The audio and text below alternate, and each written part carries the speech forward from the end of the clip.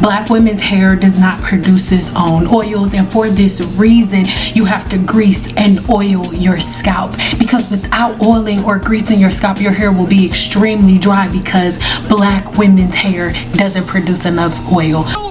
That's typically how the bullshit goes, you feel me? Well, guess what? That is a lie from the pit. So I'm going to prove to you how not only is that a lie, but it's in the exact opposite. It's in reverse, because actually Black people produce more sebum than everybody else, and Black people actually have the largest pore, because there's a difference between the hair follicle and the hair's pore. And today we're going to talk about it. Get your notebooks out and leave your fists at the door, because today we're going to talk about the fact that not only do we not need sebum, but our bodies produce more sebum than everybody else's.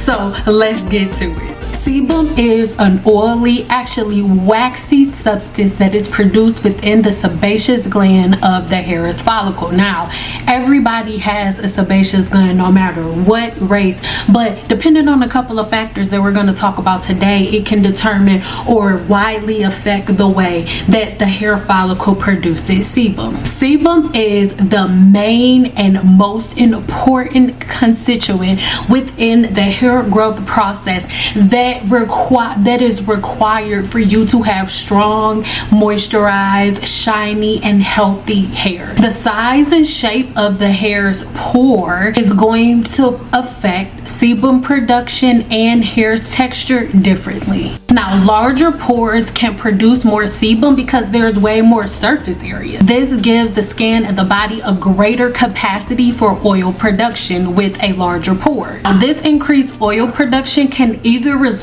in radiant skin or some type of acne or follicle disorder due to the overproduction of sebum. A couple of those different disorders are here on the screen. Acne happens whenever the pores are clogged, and this is something that is going to take present on the face as well as on the scalp. You get an acne, little pimple, little bump on your face when the pores are clogged, but guess what? In the scalp, when the pores are clogged, you get dandruff, seborrheic dermatitis, CCCA, and a couple of other things. Smaller pores are going to produce less sebum and can give the illusion of drier skin. And most of the time the skin is not drier, but we live in a world of comparison where we're constantly comparing ourselves to each other. So if you're around somebody with larger pores who has a lot more sebum production or a lot more surface layer area than large pore and a small pore.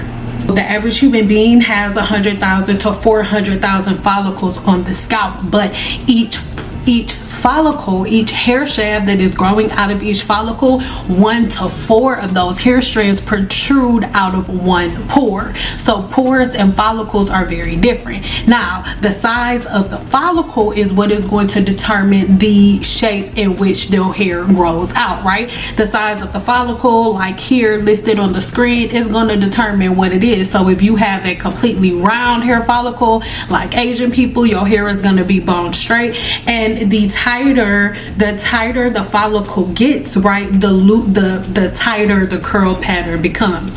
So somebody with straight hair has a completely round follicle versus somebody with curly hair like myself has a flatter cuticle, a flatter follicle. But the size of the follicle and the size of the pore are two completely different things. So what is a pore? A pore is a tiny opening on the surface of the skin. This allows for the body's release of sweat and sebum, which we're talking about today. Pores are visible openings of the hair's follicle that the hair follicle can work with, that can line with on the surface of the skin.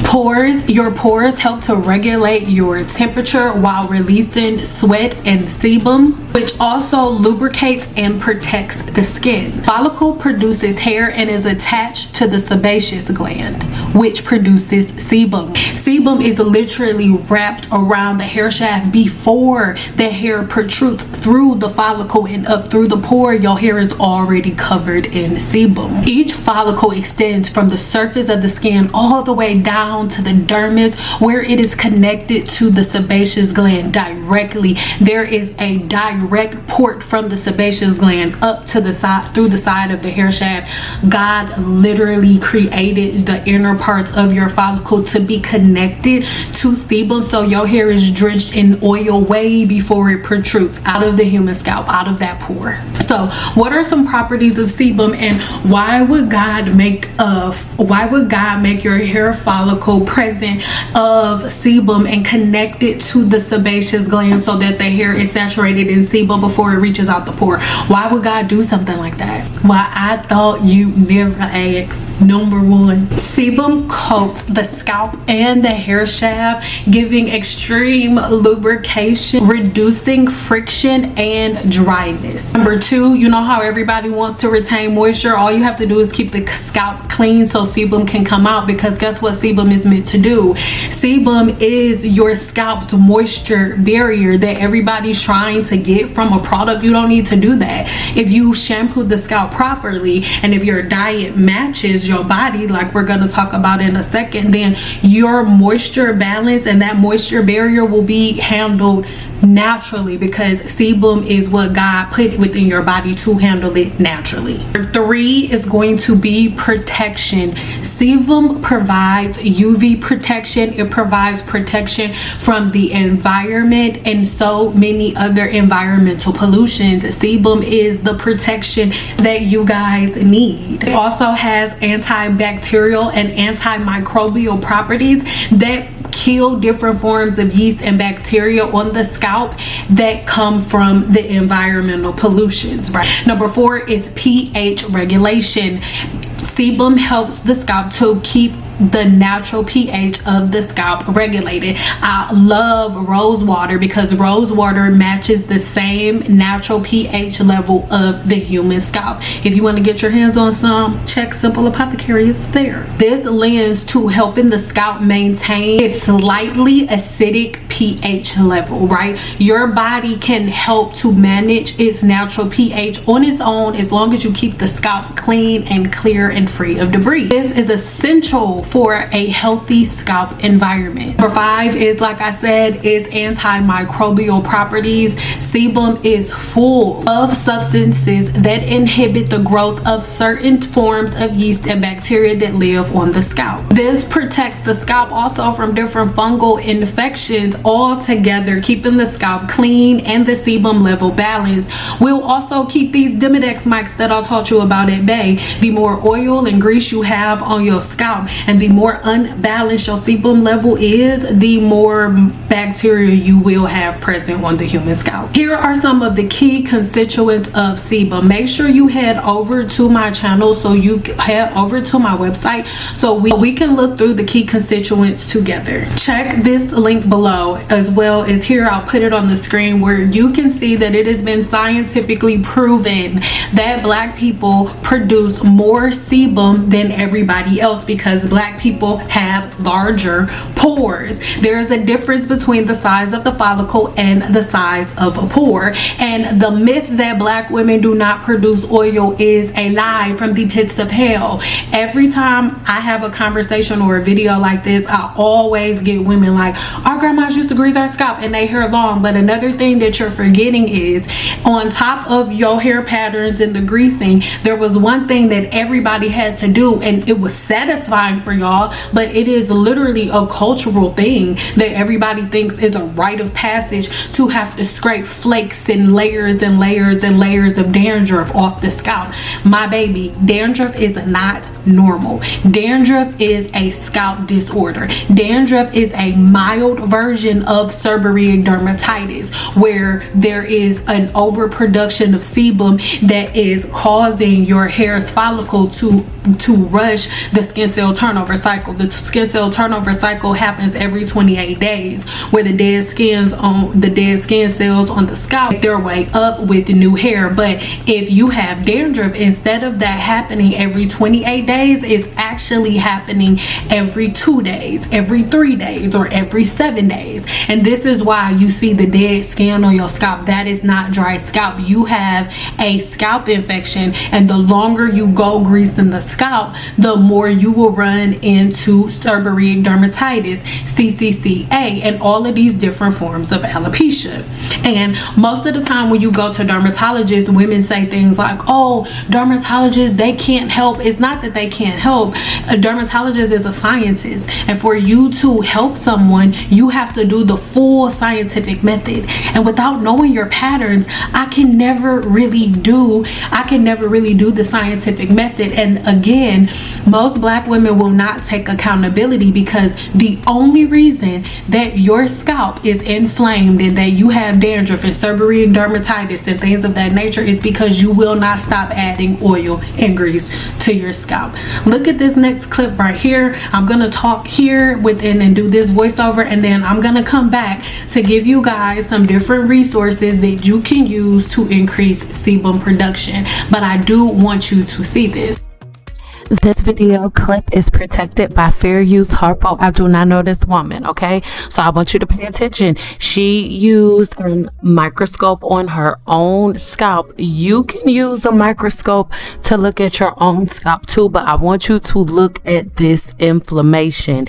Even when your scalp is dirty, this is not normal. This is what you see on an infected, inflamed scalp that is being feasted on by Demodex mites, yeast, and so many other forms of bacteria. This is how a scalp with seborrheic dermatitis looks like, right?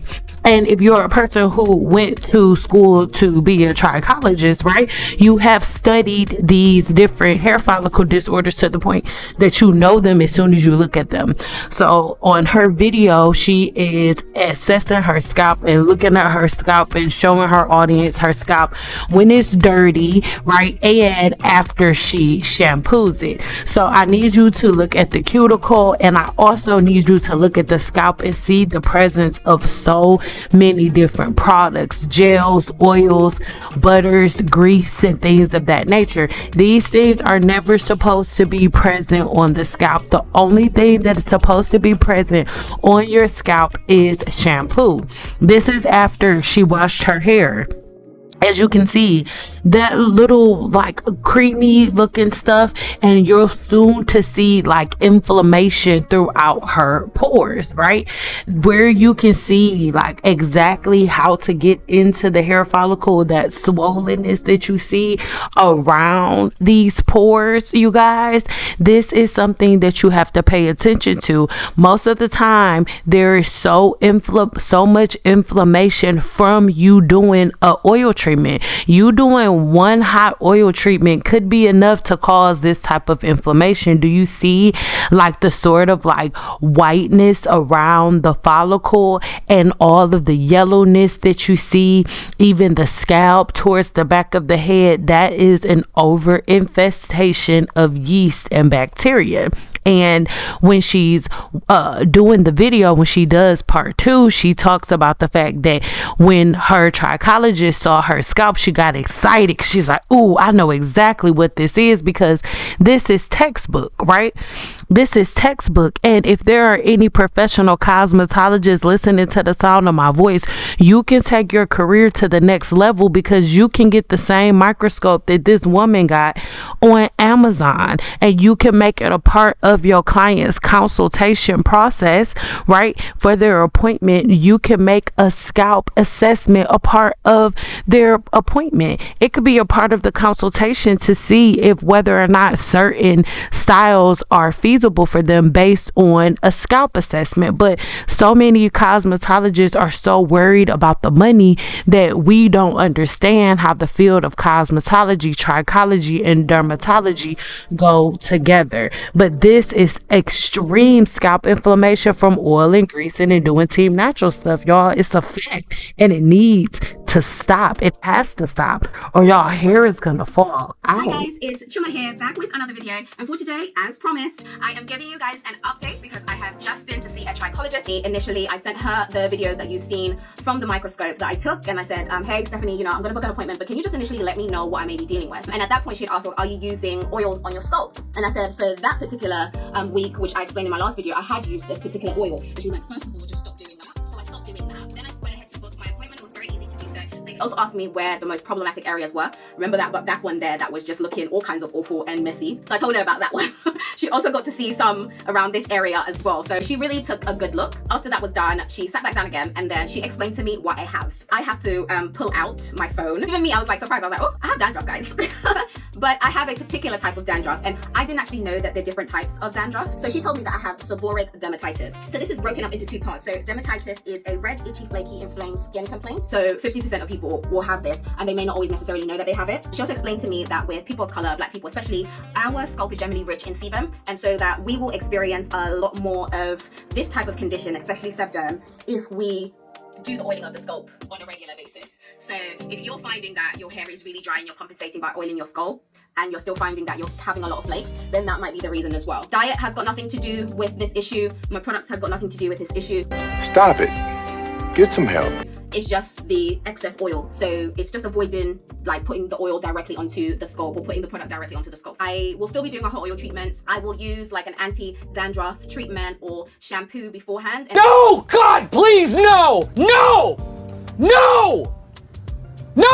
Now, I'm gonna have to come back in a minute because I have to go live in the 7-day challenge, but then I'm gonna come back and do this last ended part. So what are the key constituents of sebum? Number one is going to be triglyceride. Triglycerides make up about 40 to 60% of sebum. This is a type of fat that helps to lubricate the scalp and the hair shaft. Squalene consists about 10 to 16% of sebum. Squalene acts as a natural antioxidant and moisturizing agent. Free fatty acids make up about 1 to 2% of sebum. These free fatty acids are the thing within sebum that holds its antimicrobial properties. These antimicrobial properties help to kill forms of yeast and bacteria on the scalp and the hair shaft. This protects the scalp from bacterial and fungal infections. That natural, instead of you putting essential oils and things of that nature that kill good and bad bacteria, you could just have a clean, healthy scalp with increased sebum flow, and that will get rid of all of the forms and yeast and bacteria on the scalp. The sebum does it automatically. So really quick, this video of course is sponsored by no other than Simple Apothecary. Simple Apothecary holds so many natural medicines that have been left here on earth by God, right? And when we use these herbs in certain ways, we can pull out all of the key constituents, or the majority of the key constituents, that aid us in repairing and reversing different issues within the body. The issue that we will be dealing with is sebum production, because a lot of times your lack of sebum production can have a lot to do with your body's diet and the way that things are moving along. Number one is going to be saw pimento. Saw pimento is amazing at increasing and regulating your body's sebum production. Key constituents are fatty acids and sterols. These fatty acids and sterols within saw pimento help to balance out hormones, particularly DHT. This is the full name of DHT, and DHT can indirectly increase sebum production, right? Because whenever the body has any type of stress in any way, shape, or form, what it does is it sends out the male hormone testosterone, and a lot of different that male hormone is in men and women, and it's released for a lot of different reasons. And when DHT is released within the body, you call it the protein destroyer, because it goes and it attacks the hair's follicle, right? And what not only does it attack the hair's follicle, but when this hormone is released in the body, it triggers the sebaceous gland to produce more sebum. You know, that thing that black women don't have. So that was a lie. sebum, yeah, when you have stress of in any way, shape, or form, even something like having braids that are too tight is a form of stress, right? And whenever the body has these stress triggers triggered, what happens is DHT begins to attack the hair's follicle, and that's a whole nother story with balding. But right now we're just talking about sebum production, and it also causes the body to increase its sebum production. So by you ingesting supplemento, it will regulate those hormonal imbalances and really keep your body from going into that. It'll keep the body from producing so much DHT. The first hormone that is released is then transferred and transformed into DHT, but that's not how it starts off. But you can stop it with supplemento. It's amazing. Links in the description box below. Next up is going to be nettle. I love nettle, right? And of course we have nettle as well within the apothecary, and nettle is a powerhouse. Make sure you check the video linked in the description box below, because I'll tell you even more about nettle. But as we're talking about sebum production, nettle is really big in vitamin A, C, and minerals such as zinc and magnesium, and all of these powerhouses together, they all support skin health, and its anti-inflammatory properties reduce a whole lot of irritation while also controlling excess sebum production within the body. This doesn't just go for the scalp. You have sebaceous glands all over your entire body. If you're a person who gets breakouts on your face from an overproduction of sebum, ingesting nettle on a regular basis will help to control that overproduction of sebum. It can be used as a tea. The extracts can be used in certain products, and it can be used on the scalp if done in the proper ways. I do not recommend using my extracts on the scalp in any way, shape, or form without proper direction, and I do not feel comfortable giving it here on my YouTube channel. So if you want to know the proper ways to use any type of herbal extract on the skin, on your face, or on the scalp, then make sure you head over to my blog, because I'm not telling you here, because y'all be making up stuff and you're not even supposed to use herbs on your scalp in the first place. Nettle is amazing for tackling acne and oily skin outbreaks in the scalp or on the face. Nettle is #1, baby. Last but certainly not least, Egyptian chamomile. Chamomile has strong anti-inflammatory and soothing properties. This makes it amazing because it can calm all of the different symptoms that you're having from the inflammation and the irritation, while also getting rid of the inflammation and irritation. So it's a healer and a soother all at the same time. This makes it essential and amazing for somebody like myself with really sensitive skin and excessive oil production. My Red Now chamomile extract is one of the number one extracts that I take on a regular basis to slow down sebum production, because I have extremely oily skin, and sometimes the extracts that I use are going to be dependent on the time of the month that I'm in. Around my menstruation time, the one that I'm really using is chamomile, because it really helps to balance out my hormones, and it also helps with so many other womanly issues as well. So it's not just helping with sebum production, it's also helping with a whole lot of menstrual issues that you have. Again, check the blog because I go way deeper there. And there are so many myths on social media, like, oh, black girls don't have oil, they don't have any oil in their hair, their scalp doesn't produce oil. It is the biggest lie ever told, because black people actually produce more sebum than everybody else on the planet.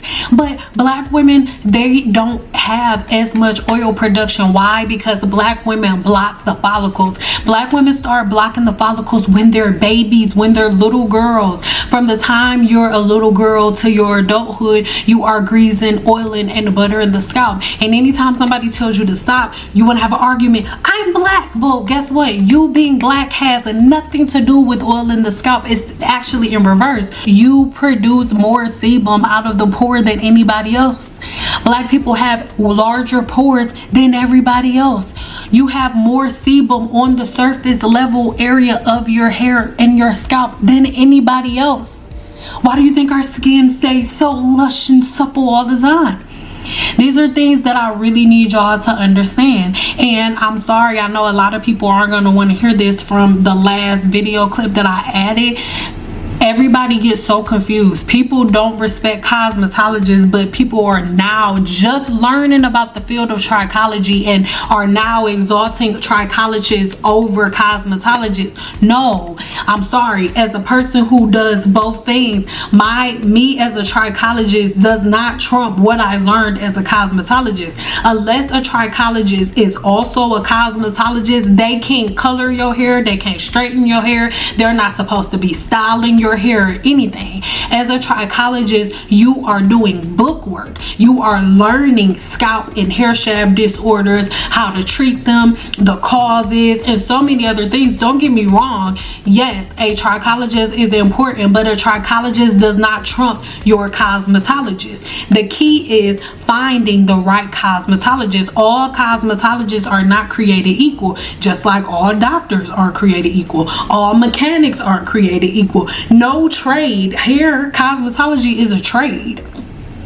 No trade holder, no two trade holders are the same. Everybody has their own levels, right? So your key is finding somebody in the trade of cosmetology that didn't stop there. So most of the time your trichologist is also a cosmetologist. Unless your cosmetologist is also a trichologist, she's not licensed to do or style your hair in any way, shape, or form. And I'm sorry, but a trichologist does not have the same hands-on training to understand the patterns and the routines that cause the types of hair shaft and hair follicle disorders in the first place. Stephanie also said that doing hot oil treatments is perfectly fine, so I will continue to do that every wash day. She just said that you have the trigger, then you have the inflammation, then you have seborrheic dermatitis. As a trichologist, you learn the ins and outs of inflammation, what the inflammation causes, which is the scalp disorder. But you know what you don't learn? You don't learn the triggers, all of the triggers. The cosmetologist who's really deep into the science of hair is the person who knows all of the triggers. That is why the video that I just showed you, the compilation that I added, even though this woman is a great trichologist from what people say, I'm not going to denote that from her, to tell a woman that, oh yeah, you can keep on doing your team natural treatments, you can keep doing your hot oil treatments, makes no sense. It's because she doesn't understand the triggers and how doing repetitive things and styling your hair and things of that nature is the trigger that leads to the inflammation that led to your seborrheic dermatitis. Doing oil treatments is so unnecessary. Then everybody who thinks that, oh, you're supposed to do an oil treatment right now, in the comments, I don't want you to play. I've been doing oil treatment since I was 5 years old. Why?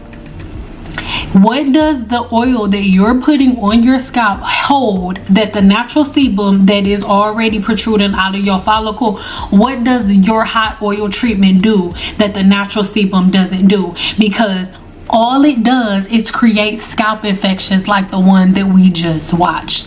So I'm sorry, I'm not sorry, I don't care who feels a way about it. The human scalp should never be saturated in oil. The only thing that you do by giving yourself a hot oil treatment is it may feel good to you for whatever reason, but all you're doing is feeding the different forms of yeast and bacteria that live on the human scalp. Now, if you want to know a little bit more about all of the different forms of yeast and bacteria that live on the human scalp, then make sure you check the video link in the description box below, because I have a full playlist all about the different forms of yeast and bacteria that live on the scalp. There are over 1,000, well, not over 1,000, there are about 1,000 forms of yeast and bacteria that live on the human scalp, and a parasite. So if you want to, 3 parasites to be exact. If you want to know more about that, then make sure you check this playlist right here. When you stop putting oils, butters, and greases in your scalp, your edges grow back, and so many other things. If you want to know the exact steps on how I do what I do, then make sure you join the 7-day challenge. Links in the description box below. If you've made it this far, thank you. You watch this playlist after this, so that way you can go through all of the different follicle infections. And if you want to know how I really feel about deep conditioners, make sure you watch this next. I love you guys so much. Until our next video, bye.